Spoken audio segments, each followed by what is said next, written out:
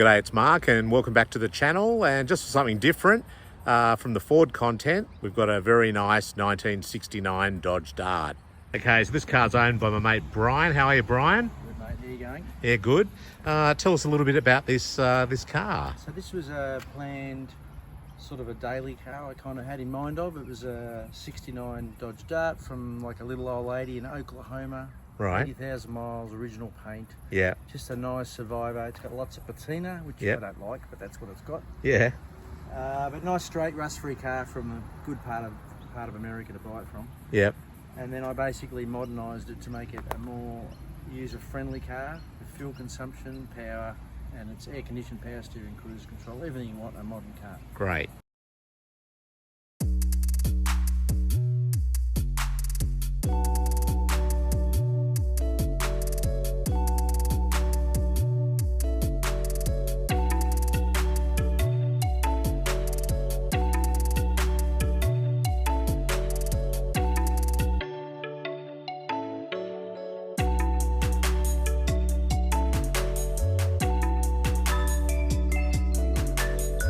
So, the first thing I address, which I do in a lot of my cars these days when I build them, is I can't stand the original whole bench seats, so they're flat and you fall out of.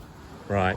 So I sort of retrofitted some modern seats. I reupholstered the material not to look out of place too much. Yep. Fitted the old school headrest so it kind of doesn't laugh at you. Yeah. It's got the comfort of the modern seats. Oh, Also fitted classic air conditioning, but I went to a lot of trouble to keep it all untouched looking. So it's still column shift automatic. Yep. Original radio. It all looks sort of untouched and just like what it is, just a nice old lady's car. So what is it, classic air you said? Classic air, yep. So classic air, so you can see there the vents, it looks very similar to, It's I guess, very similar to what they had back in the day. Yeah, that's exactly. Minor upgrade was, it was originally a slant 6 automatic Yep. air-conditioned power steering with light package, which is nice considering the car's a basic What's the Dart. light package include? Basically, there's the corner indicators. Oh yeah, they're cool like Actually, I that. don't know what else it's got. I think that might be it. Maybe some interior lights. Maybe interior lights. Yeah. And then the Slant 6 had to go. It just doesn't quite go good enough for my liking today. Oh, wow, what's this? So this is a 2015 Gen 3 Hemi out of a Dodge Challenger. Right, It's wow. a 5.7 litre. Actually fits quite well, doesn't it? Yeah, it fits beautiful. It's tight, but there's actually enough clearance all around. Yep.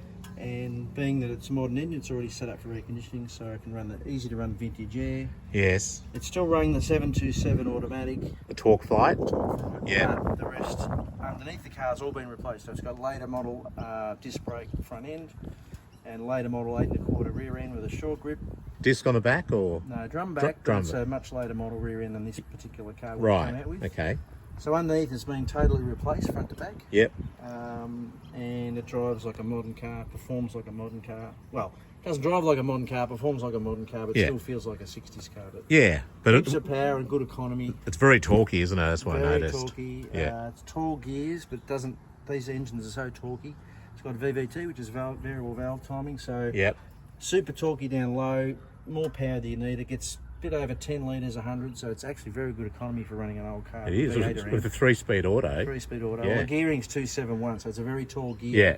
Because they're so torquey, it doesn't. You got the matter. power. It just goes. And what about from a packaging point of view? Because I noticed the master cylinder here is pretty close, but did you have any real challenges at all in terms of packaging it up? Well, in the US, they're making kits now to fit these engines in what they call standalone. So this engine can go in basically any car. Right. So they make aftermarket sumps, aftermarket timing case covers, headers, to bring all the components up closer to the engine so you can fit it So in it's the small tighter. engine bay. Right, So okay. That's what this basically is. It was basically a kit. Yep.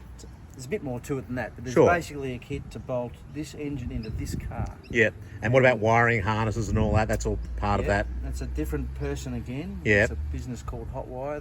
Yeah. They supplied the wiring harness, which is totally plug and play. Yep. You run the factory ECU for that year engine. Yes. There's the ECU there. Yes. And then the only they already have it already wired off with fused, and any relays are already done. Yep. All you got to do is run about half dozen wires through the firewall, Yep. and you got to connect up about 6 wires, which involve accelerator, pedal, gear shift, Okay. and things like So that. relatively You straightforward. still have to know have your wits about you. Yeah. But as far as this type of a conversion, pretty straightforward. Yeah. Fantastic. So the kit that you can buy for these also have a beautiful set of stainless headers, Right. which are a 2.5 inch outlet. So it's got a 2.5 inch dual exhaust. Right through 2.5 inch. 2.5 front to back. Yep. All mandrel bent, but I wanted it not to be too quiet. So it's got a straight through a straight through chambered muffler. Right. And 2 small hot dogs at the back, and that makes it flow good, but also not too noisy. Yeah, it sounds very good, but like you say, it doesn't. It's not too intrusive in terms of, you know. I did replace the vinyl top. Oh, you did? I made that. Did you have to paint that to match the colour, or? Yep. That's a nice match, isn't it? Yep. It had a little bit of rust in both back corners, only minor. Yep. You can see a tiny little repair here. Right. It's the only repair. The rest of the car's all original paint and very untouched. I love the back window, how they curve around like that. Yeah, good looking. Looks really good. Was that the same window that we had in our Australian? Yeah, so the Australian Valiant, Yeah. they call the VF and VG, Yeah. were exact same from here back. Right. Exactly the same car. Same Okay. pressing, same everything. So they were imported panels on our cars, I guess, were They they? would have had to have been, if not Yeah. tooling, if not just the tooling. Yeah. But what they did in Australia is they extended the nose 2 inches for the Australian Hemi. So the nose of our Australian Valiants were 2 inches longer. So the Slant 6 is a shorter engine, is it, or? No, the Slant 6 would have gone, but they made it for the Hemi 6. Right, And okay. that wasn't out until 70. Yes. In 69 they extended the nose. Right.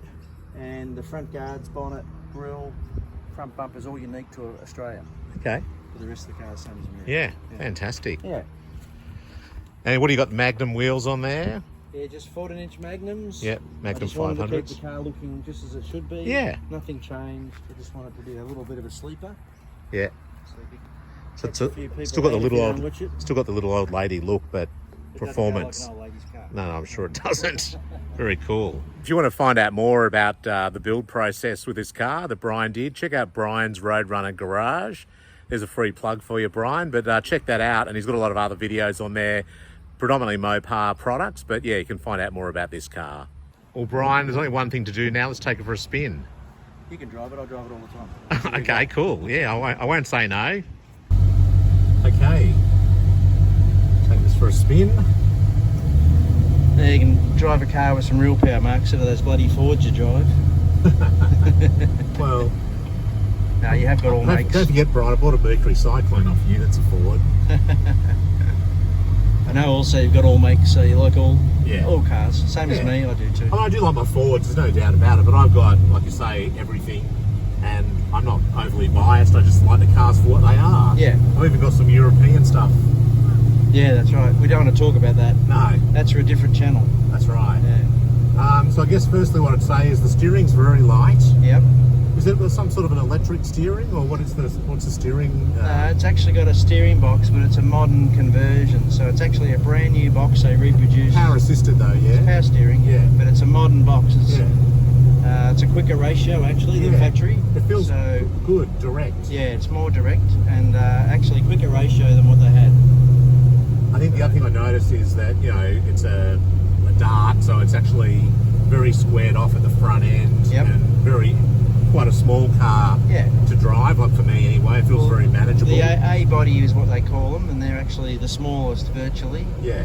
And they were cheap. You know, they're Yeah. plain and they were just to do the job. But I personally love the look of them. I reckon they're a Yeah. great looking little car.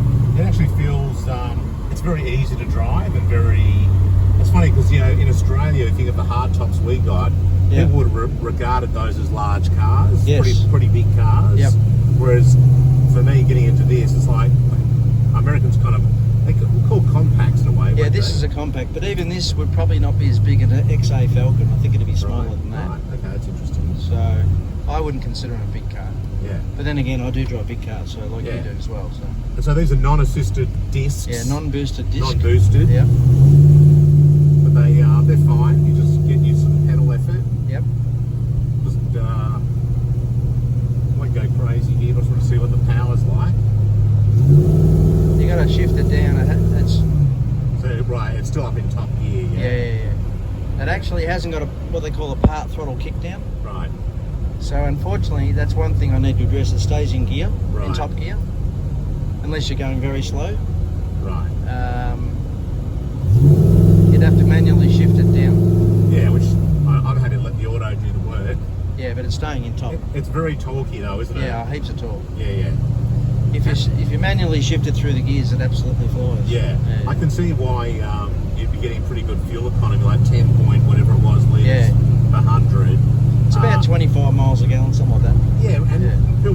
that's not that good, but actually it is when you consider it's got a 3-speed torque flight auto Yep. gearbox in it, you know, so... And also, if you compare it to what most of the cars I own, yeah. this is like driving a 4-cylinder. Well, like me, Brian, you and I never worried about, really. No. I mean, cost of the fuel, and it's about the driving experience. What the car is Yeah. you know, it's not about how many miles. It's funny, yeah, like we were saying before, yeah, you might be in a Lincoln or a Cadillac or a big muscle car or whatever, and, you know, 440, you pull into a service station, and someone who doesn't really know classic cars will go, oh, how many miles to the gallon does it get? It's like, well, Yeah. if you've got to ask that question, Well, it's not really the car for you. I know it's getting a bit harder to say these days because of the price of fuel, but Yeah. I've always had the attitude, if it's cheap to run, I don't want to drive it. Yeah.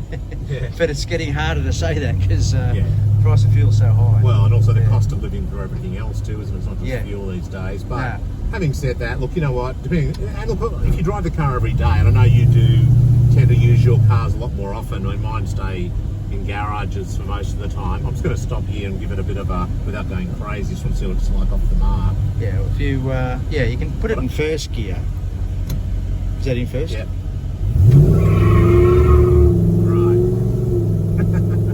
That wasn't a very good effort, by the way. I But know, anyway, but I it gives didn't want to overdo it because No. it's a suburban street, you know what I Yeah, mean? yeah. So, just temporary loss of traction there. But, yeah, you can feel it's very torquey. I think what I'd find it is that you could do probably big miles in this car without being fatigued, do you know what I Yeah. mean? Because it's so effortless. a bit faster than I like, Mark. Sorry, I'll slow down the speed humps. Yeah. Yeah. No, the gearing, it's very low revving on the highway, so it's very comfortable, Yeah. not noisy. It doesn't really do anything to annoy you. It's No. terrific. Yeah. Yeah, I'll slow down here. I'm used to the Mazda 6. I know. I saw how fast you've gone over there before. Special speed hump suspension there. Now that should have shifted back to second normally, but until I Right, get that, staying in top. it stays in top. So I Yeah. need to get to. Cars are always a little bit, in progress as far as getting into where you want to be. It takes quite a while to sort them out, Yeah. but it's pretty close. It's Yeah, I mean, it drives very nicely. Yeah. I really like the steering. yeah, it's nice to drive. Yeah, it really yeah, I is. think It's it's good. It's a very light car. It feels easy. I think the visibility of the car is actually very good as well. Like, you know, I know you've got that big swept back C-pillar, Yeah, but in terms of what you see, like the rear view mirror yeah. kind of does use up all the rear glass, so you can actually, See out right you've at got the back. really good visibility at the back. And also with the older cars, of course, they've got fairly skinny A-pillars, so they don't, Yeah. modern cars are very Yeah. wide, Yeah. so it makes it easy to see out of. And it is very blocky in terms of that sort of outlook, so it's Yeah. kind of easy to place on the road. Yeah. Okay. The problem I think you have around here is you're going to run out of road a lot more quicker than you run out of power. That's Oh, for sure. Yeah. It's hard to use the power properly especially with in the- speed humps everywhere, you know. Yeah. The fun police have made Yep. sure that you can't really enjoy yourself there. But No, that's open right. road, country roads, things like that, yeah, I can imagine this would be fantastic. Yeah. No, it just idles along up the highway. It's probably doing about, I'm going to say about 2,250 revs, something like that on the freeway. Yeah. 100 Ks. It's just ticking up the road. It's good. Yeah. Oh, lucky the blinker noise, you won't miss that. No. I like the old-fashioned blinkers, the way Yeah. the sound they make. It makes me feel nostalgic when I hear This that. actually, it changes up very fast, doesn't it? I Yeah. just noticed then when I would have pulled out in, I guess, first, Yep. and went up into second, and you couldn't really feel it, you could just hear it, No. the exhaust note. But that's also part of the part throttle kickdown. It Right. shouldn't really shift that quickly. Right. If you have a part throttle kickdown, it'll stay in gear longer. Yeah, And like that corner then, you would have come around and it would have shifted down to second, but it stayed in third. right, okay. It's something I will address. Yeah. It still handles it no problem with the torque. More speed bumps. It's Yeah. almost, I came this way because I thought there's less. It's almost like it's been geared for economy, isn't it? Well, it is actually, in a sense, but I think if it had the part throttle kickdown, you wouldn't even notice it at all. So Yeah. It's got so much torque down low, just effortless power. That's tremendous. Well, thanks very much, Brian. No worries, my pleasure. I'm Enjoyed glad driving you it. experienced something a bit different than your Yeah. normal. I like driving all different cars, so Yeah. it's great fun. Thanks a lot. No worries. Brian's 69 Dart, very cool car. enjoy driving it.